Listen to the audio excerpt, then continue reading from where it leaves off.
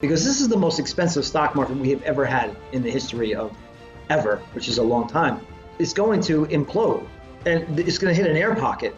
And I think it's going to happen later this year. Hey everyone, this is Elijah K. Johnson with the Miles Franklin Market Update.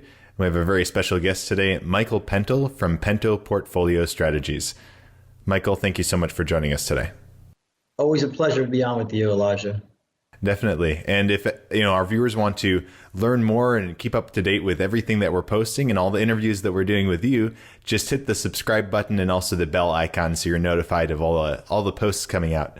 Now, the first topic I'd like to discuss with you, Michael, is the stock market, because you've recently been calling for a stock market crash coming later this year.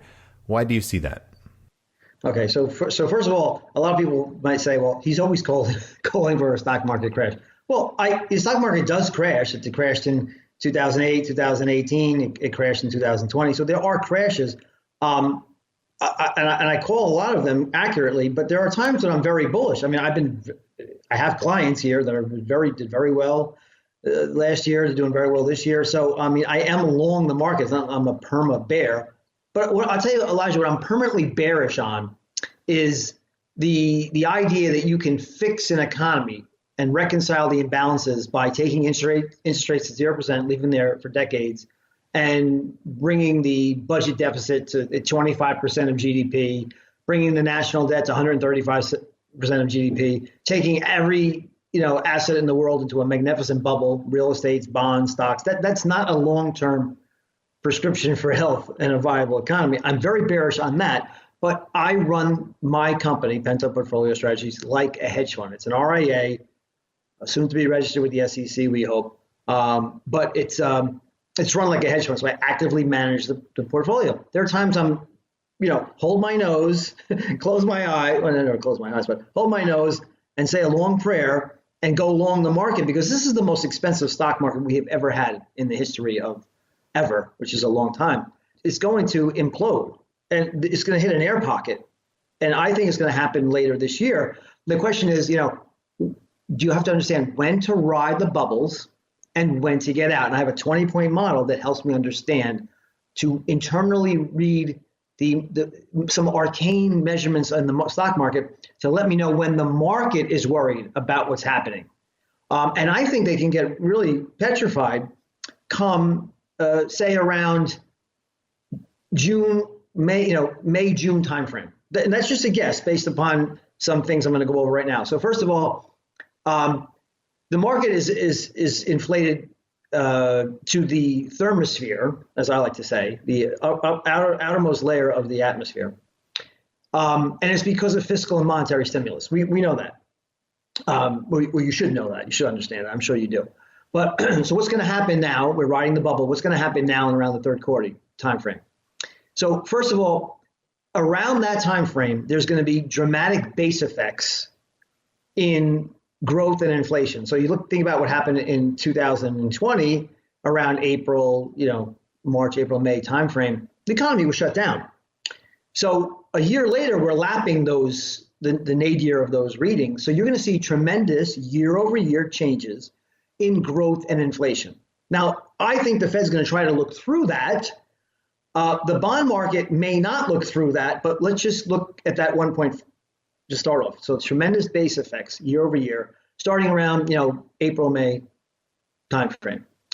At the same time, you're going to have a lot of inflation pressures coming from all the fiscal stimuli that's been passed. So you look at the $4 trillion that was passed in 2020, the 1.9 that was just passed in late December.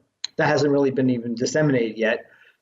I'm sorry, 900 billion was passed in late December. The $1.9 trillion, which is going to be passed in the next week or so, and that's for the COVID relief. And then on top of that, there should be another whatever number you want to assign to the lunacy going on in DC for a infrastructure package. So the massive fiscal stimulus, and we have the base effects. That's two things that I'm thinking about. Then if I know this is a big if the vaccines work anywhere near as advertised, the economy should be reopening around that same time frame, late spring, early summer.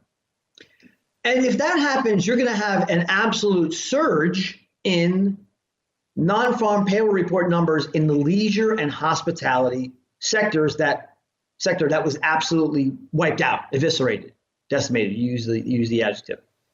So the Fed's going to be seeing, what is the Fed? The Fed is inhabited by a bunch of, I won't use the word, but anyway, I'll say what they most concentrate on is a Keynesian view of inflation known as the Phillips curve. Excuse me. So they're going to see hundreds, maybe 200 million, 300 million, 400, 500 million people being rehired. If, remember I said if, I'm not a big vaccine proponent, so don't jump down my throat. You would never do that, would you? So anyway, I'm skeptical about the vaccine because I just don't understand all of the mRNA, technology, how that alters the cells to reproduce spike proteins. What's the long-term effects of having a cell that's been given the instructions to reproduce a spike protein? How many people are actually going to take the vaccine? I don't know. Listen, I hope I pray that the vaccine works effectively. I'm not against, I'm not rooting for the virus. I'm just saying the virus might mutate around the vaccines. Many people won't take the vaccines for the reasons I just mentioned. So anyway, but if they work anywhere near as advertised, there's going to be a surge in non-farm payroll report numbers, right? So you have the fiscal stimulus, the non-farm payroll report numbers exploding, and of course you have the base effects that I mentioned. And finally, if all that happens, you're going to have a taper tantrum occur, just like we had in 2013, but many, many more times more intense. Because what's going to happen is the Fed is going to have to stop printing 120, at least the fear on Wall Street will be the Fed is going to have to stop printing $120 billion a month to manipulate the bond market, 80 billion treasuries, 40 billion mortgage-backed securities.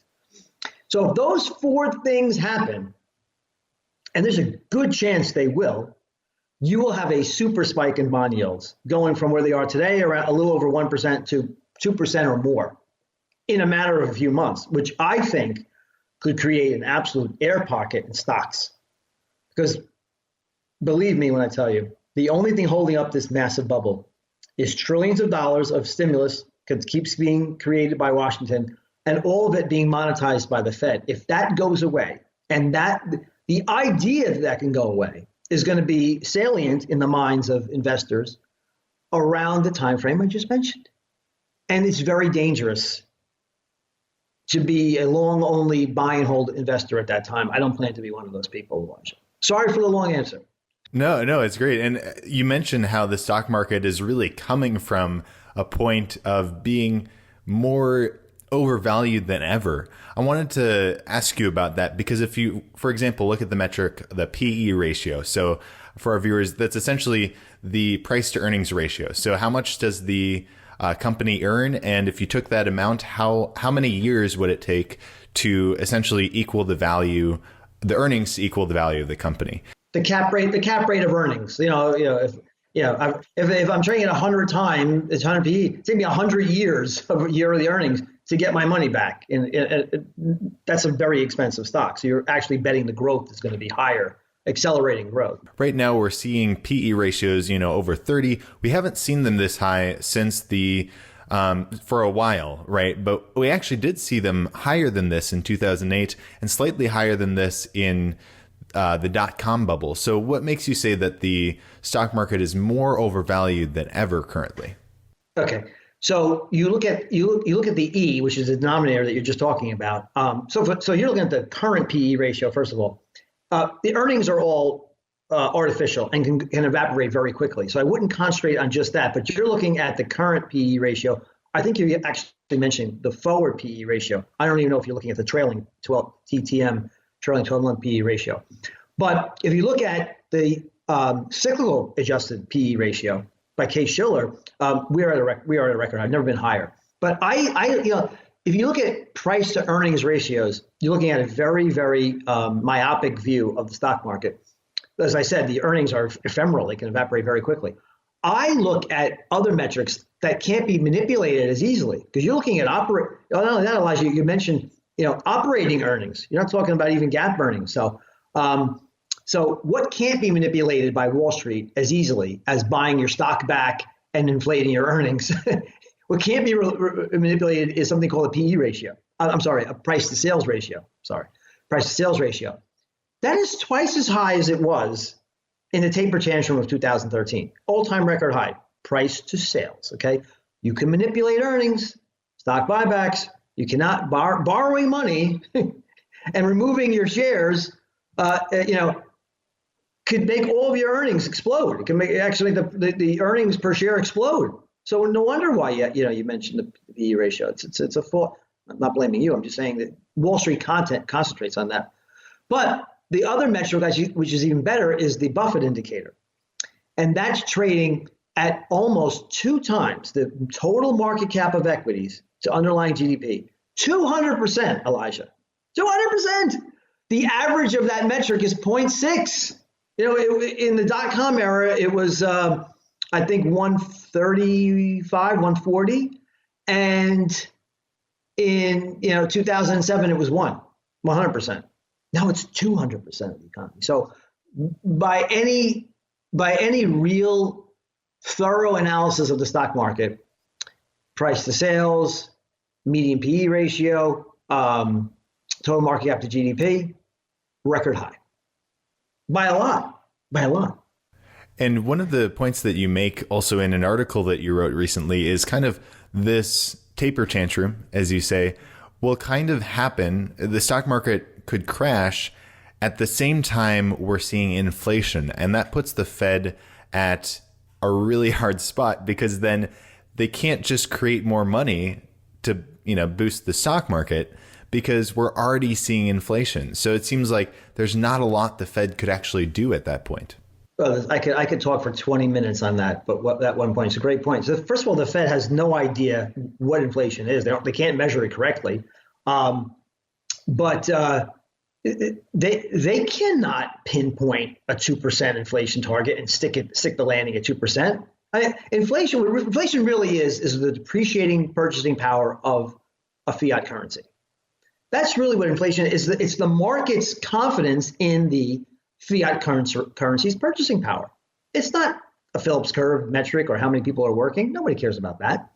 I care about people working. I'm saying no, that has no direct relevance to inflation. So you talk about the inflation. Let's just look at what's going to happen let me just backtrack and make this point very clear to you and your audience. A central bank is very capable of fixing an asset bubble burst by creating inflation. That's pretty easy to do. We demonstrated that we can print a bunch of money up, lower interest rates, and reflate a bubble. But what happens, and I think this is the nucleus of your question or observation that you made, what happens if the stock market implodes and the bond market implodes concurrently precisely because of inflation? Well, if interest rates are already at zero and the Fed's already printing a record $120 billion a month, what are they going to do? Are they going to come out and say, the bond market is in revolt because of inflation, so what I'm going to do is lower interest rates and create more inflation? You're already at zero, and more inflation is not what we need, Mr. Powell. Okay, well, then I'll increase the QE. Oh, you're going to increase the QE. Well, that's going to be more inflationary. But the problem we're worried about, Jerome, that's Mr. Powell's first name, by the way. I'm sure you know. But what we're worried about is inflation. You're promising more inflation. Okay, so you're buying more treasuries, but are you also going to print money to buy municipal bonds? Because they're going to be crashing because of inflation. They're not going to be assuaged or mollified by you increasing QE to buy treasuries. Are you going to buy mortgage-backed securities, more of them too? Are you going to buy municipal bonds? Are you going to buy junk bonds? Are you going to buy stocks that pay a dividend? What are you going to? Where does it end? So that's the answer to your question. Yes, it's very hard for a central bank to fix a revolt in the stock market and bond market that's caused by inflation, by creating more inflation. If we see this stock market crash and bond market crash caused by inflation, what are assets that will actually do well during this period? For all of last year, with the exception of February, March, we've been long small cap stocks, long tech stocks. We sold most of our gold recently because, and I'll explain to that in a second. Very long clean energy has been great for us. Medical use marijuana has been very good for us. So what would you buy, Mike? Your question is, when would you sell that, and what would you sell to hedge against that? So cash is a great option for us. Cash, we will be shorting the bond market is another thing we will do. We will be shorting junk bonds at that time as well, and that's the nucleus of that portfolio. There's some other things that I'll keep between me and my investors, but those are the three primary things I'll be doing as the bond market implodes. But that's going to be a big opportunity. After the implosion of the bond market and the stock market, I mean, you might see a great reset temporarily to get back into the long end of the bond market and some dividend stocks. I'm actually hoping it's the healthiest thing we can do for this country right now, and even indeed the world, is to reset some of these asset prices. I mean, look what's happening in the real estate market, Elijah. First-time buyers are once again shut out of the real estate market, and it's an ancillary consequence of the Fed's money printing. I mean, you're crushing the middle class and lower class. They don't have the ability, the means to own multiple houses and huge portfolios. Well, what's the primary repository of the Fed's quantitative easing? It goes right to the stock market, the bond market, the real estate market. So, I hope, you don't think me as a bad person, hoping that this reconciliation occurs quickly before more people are burned, putting all of their money into a SPAC that goes up, exponentially, and they have no business. I think I read today that every SPAC ever created in the history of SPACs is now profitable.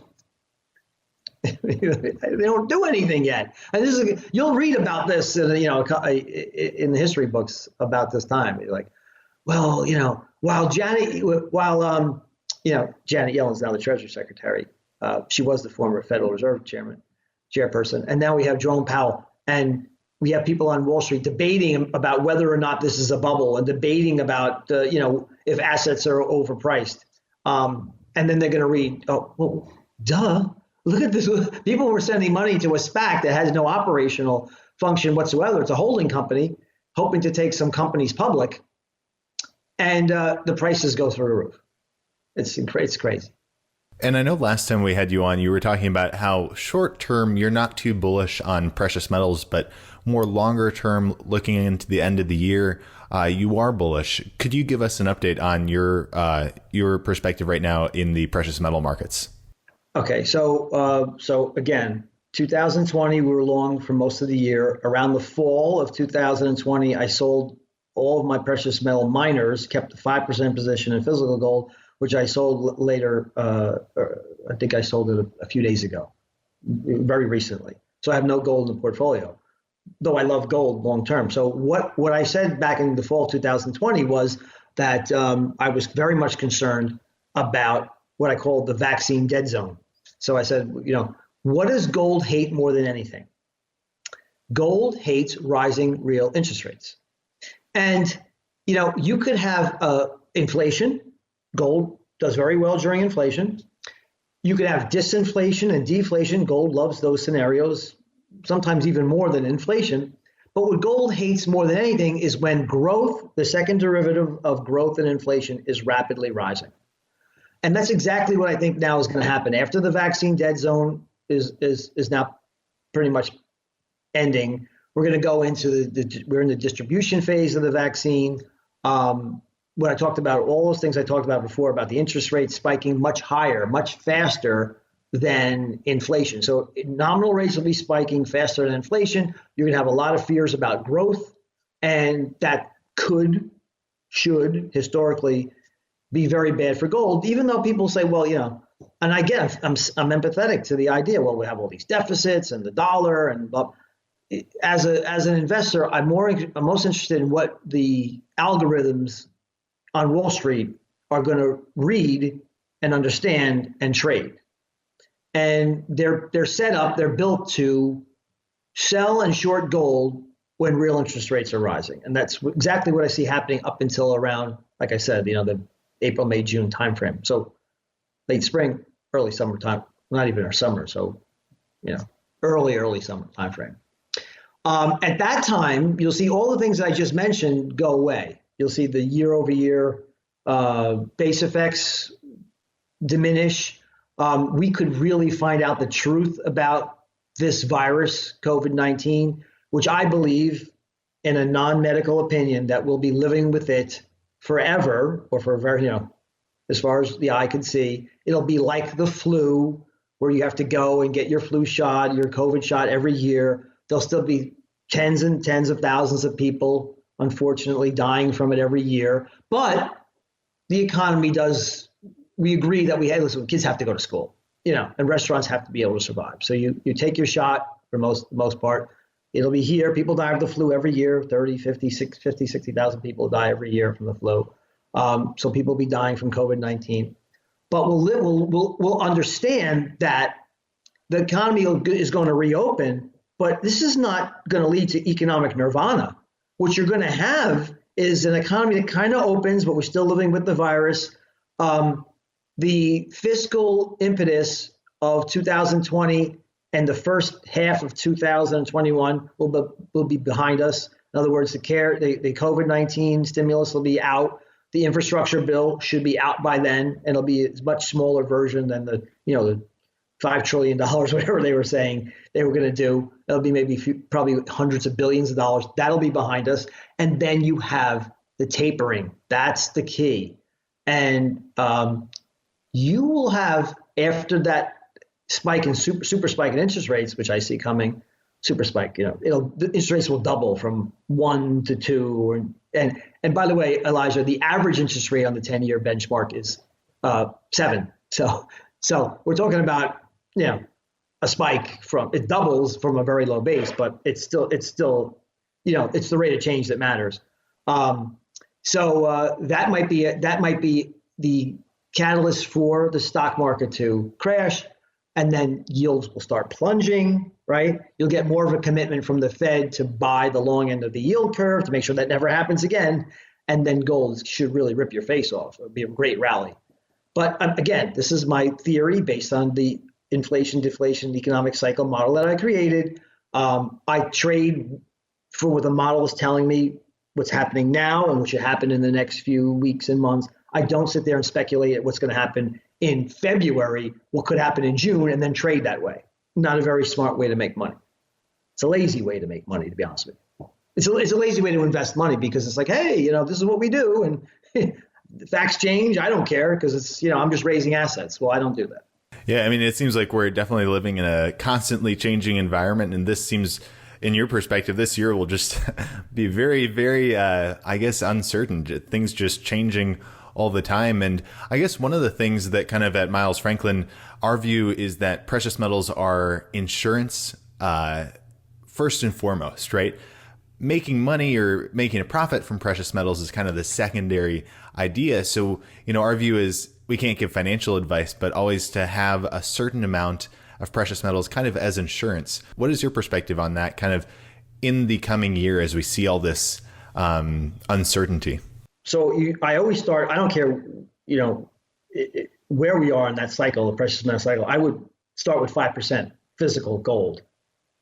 So physical gold. And like you said, gold isn't really an investment. It just guarantees that whatever money you saved in that asset, your purchasing power is not going to go away. It's the perfect parking place for your wealth. So start with 5%. If you don't have 5% of your net worth there, then you're making a mistake. Physical gold that you possess in your, I'm not saying calling, God forbid we have a World War III and you call, your vault in Hong Kong. Hey, Carrie Lam, pick up the phone. I want my gold. No, nobody will answer the phone. So physical gold in your possession, you start there.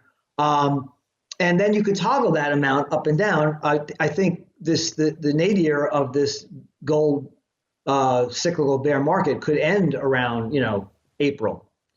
So if that's the case, you could, if you don't have that 5%, that'd be a great time to make sure you had that. And then you could increase that amount using paper gold. So you could buy the GLD, you could buy the miners. We toggle our investments anywhere from 0 to 25% in gold. Right now we have 0. We should be much closer to 25 by the summertime. So we'll take the 5% you have, and then we'll add 25% to that using miners and gold-backed ETFs, allocated, segregated gold-backed ETFs.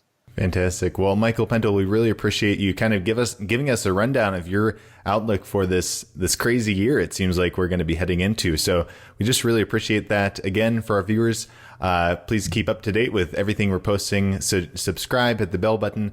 And Michael, where can people find you? So it's mpento@pentoport.com is the email address. The website is pentoport.com, pentoport.com. We also offer tax strategies now. So if you want to, we have 2 CPAs on staff. So we specialize in business returns. And if you have around $100,000 to invest, we'll take that and we'll try to protect and profit from a very volatile time. I just want to say this, if you listen to most of Wall Street, Elijah, they're telling you how wonderful the second half of the year is going to be. Right? Because the vaccine is going to come out and everything's going to be fine.